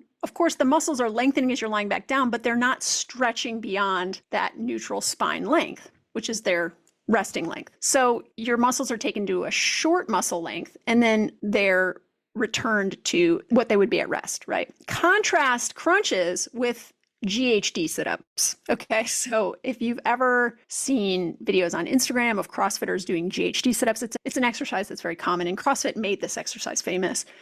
GHD is a machine, and it stands for glute ham developer. You can do glute and ham work on it, but turns out it's also a great machine for hypertrophying the fuck out of your abs. It looks like a padded bench with a curved pad under your hips. Your foot anchors to another portion of the machine, and you start basically in a big old back bend, lying backwards. And this brings your rectus abdominis and obliques into a big old stretch. And then from there, you pull yourself all the way up into a fully shortened position. And then you lie back down, and it's basically sit-ups on crack. Okay. I've done it and I love it. It feels really good. Yeah. It looks like, if you've been like I have over at least a decade indoctrinated into thinking that neutral spine ab work is the only safe way to work your abs. You see it and you're like, that looks horribly dangerous, but it feels amazing. I felt like it felt amazing. Yeah. And if you ever notice, the elite CrossFitters have jacked abs. Like they're really just popping out like crazy. Every part of their body is jacked, but their abs are really jacked. Yeah. So this got me thinking actually in the creating of this episode outline. You know how in yoga we do chaturanga to up dog and then back into down dog? And we think of one of the best core exercises that we do in yoga to be the plank. I'm actually thinking that upward dog might be a superior core exercise because it stretches or a superior abdominal exercise, I should say, because it stretches the rectus abdominis a lot and it stretches the obliques somewhat as well. And if you're holding it with your legs straight and like you're not letting your knees come down onto the ground, you're not letting your abdomen get passive at all, but you're getting that tension stretch in the abs. And then you're taking it from that fully lengthened position back into down dog, which would be back to its resting length. I feel like that might even be a better way to hypertrophy the abs in yoga than plank pose. I wonder if the difference, because you're basically describing the same shape of the GHD, it's just flipped over. Yeah. Right? Yeah, but exactly. I wonder if the change in relationship to gravity means you actually your abs get like really stretched, but I don't know how much you need to use them then to get back to your down dog. I think it would probably be better stretch if you went from down dog right into upward facing dog, because you'd get that eccentric load on the abs much more so than when you're lowering from plank to chaturanga. It's an isometric contraction of the abs. And then you're really relying on your triceps. Yes, a lot of arm exercise. To bring yourself up, but going directly from downward dog into upward dog, I could see how that might be more stimulating. Ultimately, yoga is not a great way to hypertrophy any muscle group. No. Let's just say that. But if there's going to be an exercise that's like maybe one of the better ones and kind of contradicts what we assume is the best one, I think up dog wins over plank. That's just my pet theory. All right. My pet up dog.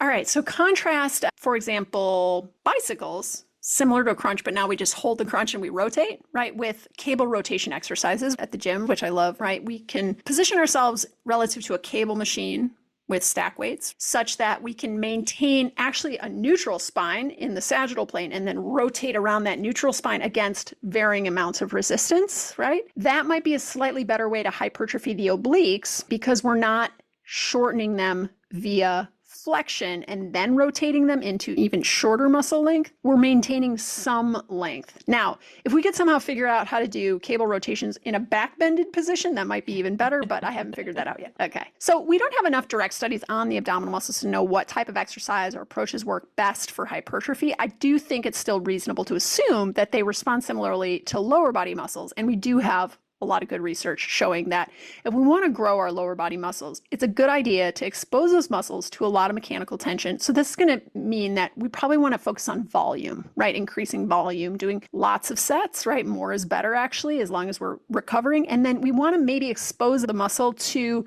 mechanical tension from a lengthened position, either through full range of motion strength training where we're working concentrically against resistance, through eccentric only strength training where we're only lowering the weight, or through isometric contraction, but from a stretched position. But given all this, because of stuck beliefs around neutral being the only safe position in which to load the spine, or even stuck beliefs around the idea that we should even load the spine, right? Like we should even add external load to our abdominal exercises, I think that there is a lot of avoidance around strengthening the abdominals in this way. I think it's just good to remember that the lumbar spine is definitely built to move. Look at it. It's got 5 vertebrae. There's so many joints that make up the lumbar spine. I think like 15 total. This is a lot of joints. Whenever you see a lot of joints, it means that it's designed for movement. If it weren't designed for movement, you wouldn't have so many joints, right? And so we've got this structure designed for movement, but then we've bought into this idea that we shouldn't move it. I think that needs questioning. If we want this area to be not only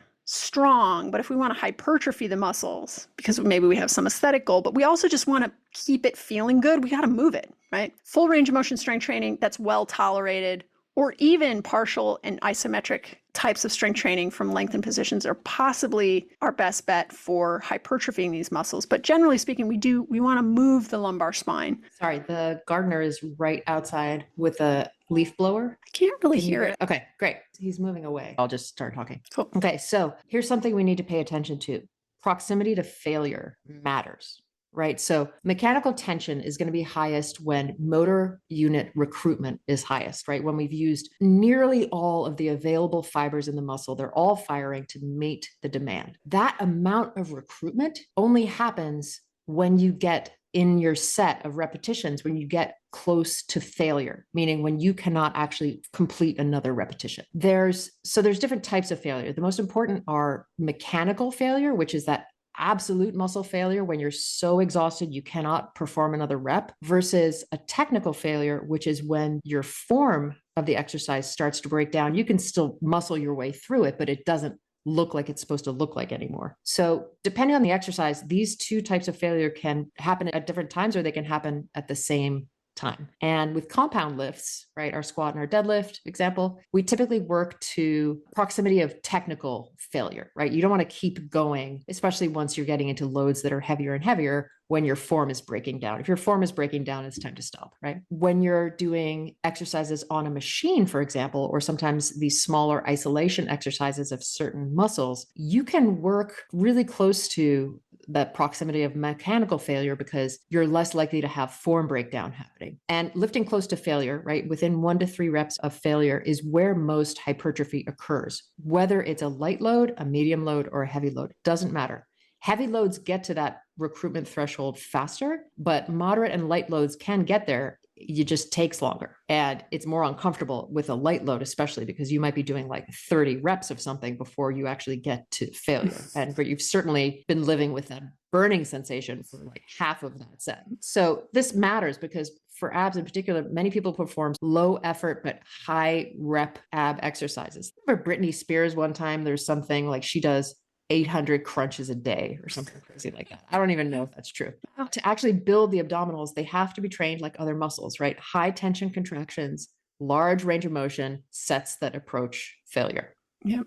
So let's just reflect back again on why, for years, certain movement cultures like yoga, Pilates, even rehab circles have drilled into people in various ways that the spine is safest when it's neutral / stable, which is a misuse of the word stable, and not at as much risk of injuries, therefore protected. Right? So there's this idea that we shouldn't flex our spine. It's dangerous for our discs. That we shouldn't twist under load because that's dangerous for our discs. We should avoid hyperextension, which just means coming into a big old back bend because that's bad for your back. Yet if we follow the actual mechanics of hypertrophy, all of these ideas are incompatible with the probably most evidence-based optimal way of building abdominal muscles, which is that we have to move our spine fully, or at least allow the muscles around our spine to lengthen. And we have to do that under load, and we have to do that progressively, and we have to actually have those sets feel tough. So just an interesting thing to consider if the goal is I want abs, but I'm afraid of moving my spine out of neutral. I've got these ideas that that's not safe for my spine. Might be worth questioning those ideas. All right. Let's cover a couple of exercises. This is by no means an exhaustive list. A couple of exercises that do the things that tend to be most conducive to hypertrophy, right? Which is that, and this isn't even talking about the programming. The programming is an entirely separate conversation. Note that for programming, you'd probably be looking at increasing volume more so than increasing proximity to your max. We don't necessarily need to lift heavy loads to hypertrophy muscle. We can hypertrophy a muscle at any load intensity from light to moderate to heavy as long as sets are challenging. I think for the abdominals, because it tends to be more of an isolation exercise, it probably makes the most sense to work within that moderate to light intensity, just making sure that you're getting close enough to failure. From a programming standpoint, because mechanical tension is the way that we signal to the body to make more muscle, we're probably going to want to expose those muscles to more mechanical tension for more time under tension, right? This means that we're probably going to want to ramp up how many sets we are training a particular muscle group with, right? Over the course of however many months, we're progressively overloading our hypertrophy. We're probably looking at increasing volume, right? Sorry, Nathan's coughing. Okay, but programming aside, if we're just looking at exercise selection, we want to look at exercises that are going to bring the muscles that we're trying to hypertrophy, which is the rectus abdominis and the obliques, not necessarily the TA, because the TA, again, it doesn't attach to bones, right? We can't really see it that well anyway, because it's deep to the rectus abdominis and it's deep to the obliques anyway. So we're really focusing on the more superficial kind of mirror muscles that we can see in the mirror. A couple of exercise choices you might want to make. These are just example exercises. You might not have access to this equipment, but there might be a way that you could configure a similar setup. So the glute ham developer, if you check out the show notes, we'll link an exercise on YouTube. So you can see what this is. There's a high likelihood you have never heard of this exercise before. This is probably going to be a great exercise, far superior to things like planks and crunches, because it's going to bring your rectus abdominis into a big old stretch. You've also got the cable machine, which I absolutely love for things like rotations, but also side bends. So moving your spine into lateral flexion and extension and rotating your spine against resistance. This is going to be a great way to potentially create a better hypertrophy stimulus for your obliques rather than bicycles. And so those are just a couple of exercise ideas that you could play with. Obviously, with the side bend movement, which is going to train your obliques, you can also look into things like the Roman chair or the extension. I think it's called like the back hyperextension machine. It's got lots of names, but it's where you hook your heels into like a metal platform that's tilted and then you fold your hips over a pad. If you turn sideways and do lateral flexion and extension, holding onto a dumbbell, that's another exercise I really love. You can also simply hold onto, we teach plate side bends in Lift for Longevity. You just hold on to a plate and then you side bend, lower that plate down towards your ankle and then upright your spine again. Even that is probably going to be as good, if not better, than bicycles. Not only because you can continue to increase the external load on the spine, but you can also probably bring your obliques into a bigger stretch, longer length in that side bending from a neutral spine. We're then going to laterally flex the spine, laterally extend the spine, the coronal plane, than you can in a crunch where you're already flexing the spine. So the obliques are automatically short and then you're starting to rotate them a little bit. That's not really going to stretch them. All right. So just a couple of exercise ideas and then play around, maybe get creative, like going from down dog to up dog. Maybe play with some of those ideas because Sarah said that's like the glute ham development machine, but like a much bigger also leg and arm exercise. Yeah. And then possibly a great way to load your abdominals from long muscle lengths. Yeah. So we can't just talk about abs without talking about like the sociological, historical, political, everything that is a woman's body, right? It's a battleground. It's symbolic for women. It's your abs are a billboard for everything from virtue to desirability to self-discipline, right? If you are pursuing a six-pack, you're stepping into a long history of how women's bodies have been policed and aestheticized, especially this waist and belly region. And of course, also reflects on a woman's reproductive quality, right? You want to have that narrow waist to wide hips ratio is self-selective for, oh, she's going to be a good breeder, right? Put it that way. I know, it's true. So if we go way back, right, this idea of a waist as a visual marker for femininity has gone on for centuries. This idea of what used to be called in the late 1800s, early 1900s, the quote unquote wasp waist, which if you look at a wasp's body, it's got a sort of big thorax and then it narrows, right? And so that's what a woman is also supposed to look like, right?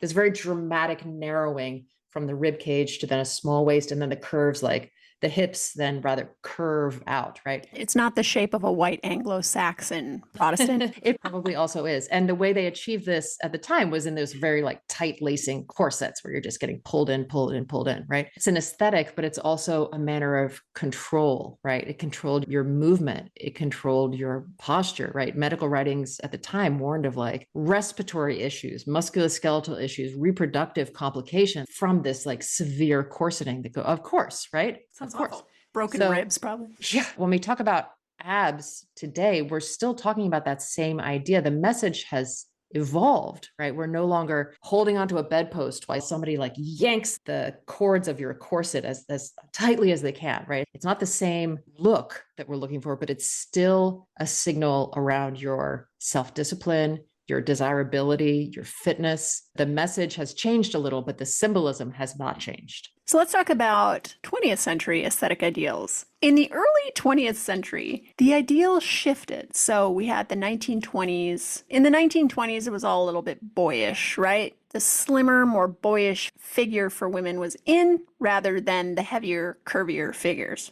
Then, by the mid-century and onward, fashion, media, advertising began cultivating this idea of a narrow waist, invisible abs, and a flat belly. So here's where we had bikini beach culture, fitness magazines, and this hourglass figure, this bust, waist, hip ideal measurement. And this became shorthand for feminine perfection. Ever heard the phrase 36, 24, 36? That's 36 inches for the bust, 24 for the waist, 36 for the hip. This became deeply ingrained in popular culture as a perfect standard. It also sounds like the combination for a lock. Do you remember that song, Brick House? She's a brick house. So at one point he goes 36, 24, 36. Like it's a call out in that song. Yeah. Interesting. Yeah. So even if the numbers are mythologized, the effect has been potent, women's waists, and the implication of abdominal shape, flatness, maybe musculature, this became central to desirability. Yeah. And then if we fast forward to the 1980s, 1990s, I don't know if you remember this, and I was in England at the time, but I'm assuming this was like not just a campaign in England. So the cereal Special K, which I believe still exists. I'm not a big cereal eater. They had this whole campaign about, can you pinch an inch? Do you remember this? Were you exposed to this? Nope. So the idea was, I remember the cereal. I don't remember the campaign. So the idea was you took your hand to your waist and you grab, and if what you can grab is more than an inch, something is wrong with your body and you need to be eating Special K, right? Diet cereal, right?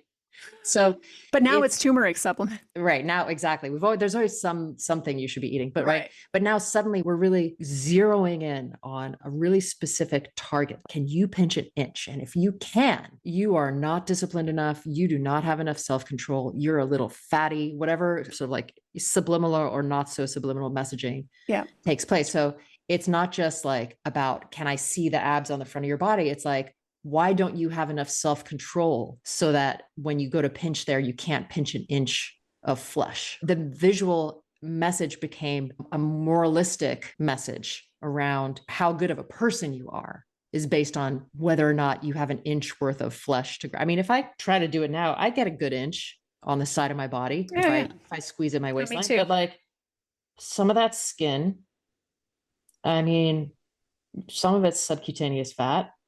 I don't know what else it is, but like there is such a thing as body composition estimates using calipers, which I had to learn about when I did the CSCS, and it's a pretty inaccurate way to assess body composition. But it sells diet cereal. Yeah. Yeah. So that was the 1980s to the 1990s. Yep. Okay. And then when did visible abs become permissible for women? Historically, visible abdominal musculature in women was rare outside of athletic female populations or bodybuilding contexts. So for much of the 20th century, women were told to be slim, maybe toned, but not muscular in a way that we would now reference as like the six pack. Over the last couple of decades, we've seen now a shift in fitness culture. Social media is a big part of that. And then female athletes have helped to normalize women having visible abs, having a hypertrophied rectus abdominis, and having defined midsections where you can actually see the musculature. Yet often still just enough, not too much. The caveat is like women can have muscles, but it shouldn't offend me. It shouldn't be too prominent. It shouldn't make me feel somehow self-conscious. You're allowed to have muscles, but not too much. There's also, I want to say that there's this like really pernicious, awful connection that I'm noticing on social media between women being musculature and anti-trans sentiments. Like as soon as a woman shows up on social media and has muscle on her body, the anti-trans people are in the comments going, she's a man. And like referencing her as a he and making all kinds of like really hateful trans hating comments. Yeah, yet another way that women's bodies are policed. And also a way that like basically I think trans phobia and misogyny are very intimately connected. Yeah, definitely. So why is this an area that we're so obsessed with and / so insecure about? It's metaphorically, it's the central zone, right? It sits in the middle between the top and the bottom. So it's this very like visually potent area. It's an area where like women's bodies in particular go through massive changes, right? Pregnancy, postpartum, changes around where body composition is during menopause, right? All of these changes tend to then get tied into fear-mongering language, concerns about this area, right? Things that are changing that are outside of your control. There's also the fact that women have higher percentage of body fat. Yeah. Just at baseline. And that's healthy. That's normal. Yes, exactly. You're supposed to, right? So because we've had these cultural ideals of very narrow and prescriptive shapes that everyone's supposed to fit into, right? So this like the hourglass figure or the flat belly or having visible abs, if you're not within that category, it becomes pathologized, right? You carry fat in your midsection, then you're unfit, you're undisciplined, you don't have control, you're not able to like diet properly or whatever, right? It's a way to feel bad about yourself, right? And it's also a way to continue to try to normalize these ideas about what does a female / feminine body look like versus what does a masculine body look like. So like a feminine body, you have a narrow waist, hopefully also then hips, because that means I can make babies with you, right? It's feminine to have a slim middle section, right? In theory. And so when a woman develops too much visible musculature, there's often a backlash. And to your point about people coming in and claiming someone's trans when they just put on some muscle, right? It's too masculine, it's too muscular, not feminine enough, right? So for a lot of women, this kind of internalized messaging means that there's only a certain amount of ab hypertrophy that is acceptable, right? There's very tight boundaries around what exactly your core is supposed to look like. And then we have the massive marketing machine that is just aimed at making you feel bad about yourself no matter what. It'll find something, right? So whether it's ads for diet cereal, like pinching an inch, or shapewear, right? Waist trainers. TV show The Biggest Loser. Right. Oh my God. That's its own entire episode. Let's just find an entire show about hating yourself. People. Yeah. Yep. This waist trainer thing was really the rage here maybe 5 years ago. So people hiking with waist trainers on, kind of stuff. I'm like, it's just a corset. It's not training anything. I hope you realize, like, you take it off, nothing will have changed particularly underneath. But anyway. It's my sweatband that I wear when I run a brain trainer. It is. It's training your brain. It's a skull trainer. It's squeezing your skull smaller to fit more tightly around your brain. My socks, are they foot trainers? They sure are. You're getting the idea. And all this does is just give women more anxiety, more self-loathing, more money spent on tools that don't do what they're supposed to do to fix problems that you don't actually have. It moves us away from acknowledging the huge diversity in body shapes that are out there and getting away from this kind of punishing attitude that a lot of women have towards their bodies because of this internalized messaging. Yeah. All right. So what should we keep in mind about getting abs if we want them, Sarah? You've got them already. They might just be being kept toasty under a layer or something. Yeah. You can train for hypertrophy. If you want them to stick out, you just start doing more core exercises, but that doesn't necessarily transfer to functional things you want to do. And genetically, it might not make one shred of difference.